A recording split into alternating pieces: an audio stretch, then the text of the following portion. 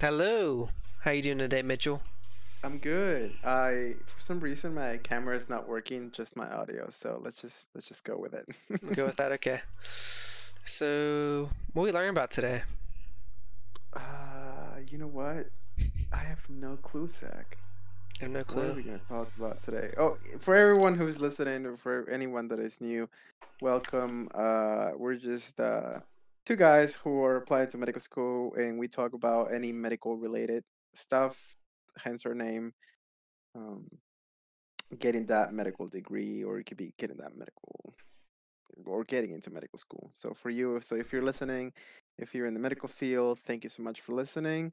And we'll be talking about different topics throughout the day. So come follow us. And today's topic is going to be a very interesting one because it's like literally Zach's field, antibiotics. So let's get on.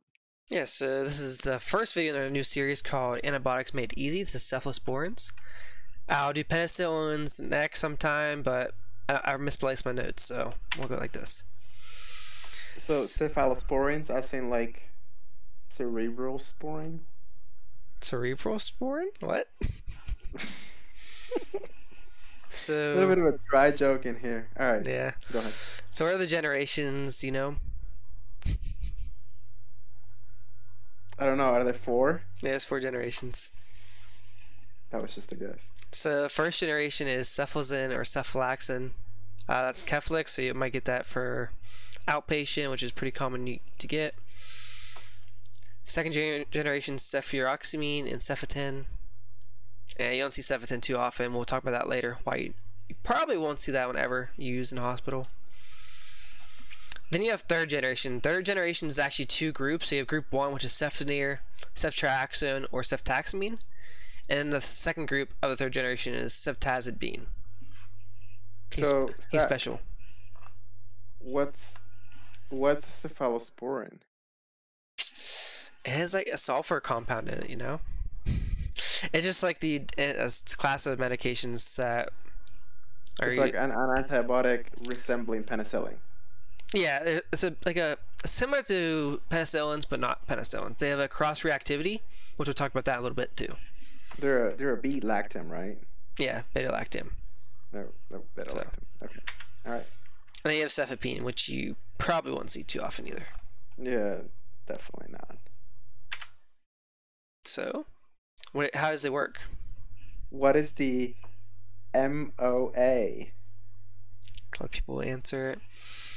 So, just simply put, they're a cell wall inhibitor, so they inhibit the cell wall being built in the bacterial guys.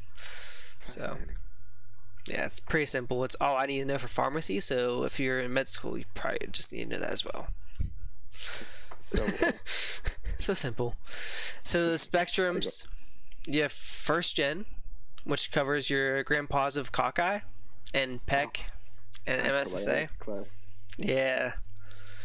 So what is PEC? No idea. So PEC is Proteus, E. coli, and Klebsiella. Oh, Yeah. And then you have MSSA, which is just like your non-MRSA people. Unless your gram-positive doesn't make MRSA. It's not methicillin resistant. So second gen, as you can see, the trend is the gram-positive cocci. You're just adding on to the PEC. So now you have H. flu and Neisseria added on to your PEC. And there's also the MSSA coverage as well. You see the trend, you keep adding more to it as you go. You see that? mm-hmm. Okay. So then you have third generation, which I said before is two different groups. So the first group, which is gram-positive cocci, HN PEC, gram-positive anaerobes, and here's the caveat: as the third group has no gram-positive coverage, but covers Pseudomonas. So Pseudomonas is a pretty bad infection, which is what a lot of doctors are worried about in the hospital. So they usually go to like things that cover this all the time when they're not supposed to. So there's like no risk factor for Pseudomonas. You don't need to treat for Pseudomonas or cover for it. But a lot of doctors do, is where pharmacy plays a role in making sure they don't do that. And then you have fourth generation, which I said was cefepime. Again, it covers H and PEC, so Haemophilus, Neisseria, Proteus, E. coli, Kleb, and Capes, Certobacter, Acinetobacter, Pseudomonas, Enterobacter, and Serratia. Lots of fun words. And they also cover the same stuff as cephalosporin, which is a 3rd generation. So, what dosage you need to know? Really only one. And that's Keflex, cephalaxin, 250, 500 mgs every 6 to 12 hours. So Q means every, H means hours. This is how everything's written. You probably remember that, Mitchell, right? Yeah, we had to memorize that in nursing school. Yeah. I mean, that's really how you see everything in the drug charts or the medication charts in the hospital. No one writes anything out ever. So everything's abbreviated all the time. Every acronym physically possible is used. So I'm having to go through all of those right now. We should do an episode on acronyms too. Yeah. There's too many. Because you get into all the surgeries you can do, it's like, oh, there's that. Yeah, that true. thing. So I think there's more slides, right? Yeah. So how are cephalosporins eliminated? It's a 50-50 chance. You have renal or hepatic, so if a drug's limited renal, you want to monitor the renal function, obviously, because if their kidneys aren't working well, the drug's going to accumulate in the body and cause issues. And the drug won't get out. And it won't work as well either, so. Which one's not limited that way? Cephalosporin, which is why they like use it in the hospital. And it's a 3rd generation, so it's pretty broad spectrum, meaning it covers a lot of bugs and it's not like covering too many bugs, but it's covering pretty much the right amount of bugs, and it's really common to see. Side effects. So, what are the side effects, Mitchell? Seizures with accumulation. GI.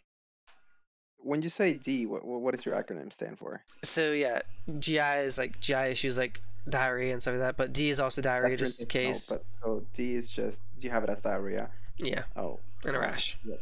We actually write the whole thing. Yeah. So as I said before, with the renal elimination, if you have bad kidney function, you have seizures from the drugs. If the medication is accumulating because you're not getting rid of it because your kidneys are bad and your doctors aren't adjusting your doses. So cephalosporin, I hate that word. But anyways, it is a medication you probably won't see due to bleeding risk due to the NMTT chain. So did you learn about that? I don't remember that. No. Yeah, you don't hear about it too often. There's a couple other medications like that. I can't remember them offhand because they're like different classes that I don't really care about right now. It's just ID right now. But yeah, you also disulfide reaction, which means if you drink alcohol while drinking this medication, you're gonna start throwing up. You're not gonna be feeling good at all, and it'll make you never want to drink alcohol again for a while. That's actually how they make people quit drinking alcohol. Yeah. So. Yeah. Oh, so that's what they do. Okay. Yeah, they give you something similar to this, but it's not an antibiotic, obviously, and you get that disulfide reaction. Yeah, that's how that works. Why is that there twice? I don't know. Seizures accumulation, GI, diarrhea, rash.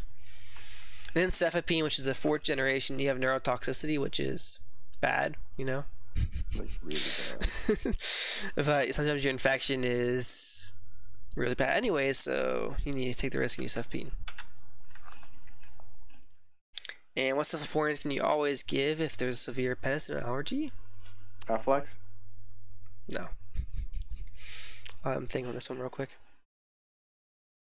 Wasn't it Keflex? No, it's not Keflex. Oh. Cephalosporin. Oh. Yeah. You don't hear... Okay. Never mind. I was thinking of something else. So even if they have a penicillin allergy that is anaphylactic shock, which means you'll never re-challenge out ever, you can still give them cephalosporin because the entire structure of the medication is actually completely different than. I thought it was cephalaxin. Okay. There's so many different pronunciation of these. Yeah. It's bad. Yep. That was mad. Yep. Yeah. So. That was bad. That was really bad. Okay. So if you guys like this is like a kind of a quick quick and dirty crash course on antibiotics. This is pretty much what I need to know right now on my rotation on For ID. all of your farm people listening to this, I'm glad So you enjoyed this episode. yeah, and we'll have more of these coming as I learn more and just get stuff out there. So see you next time.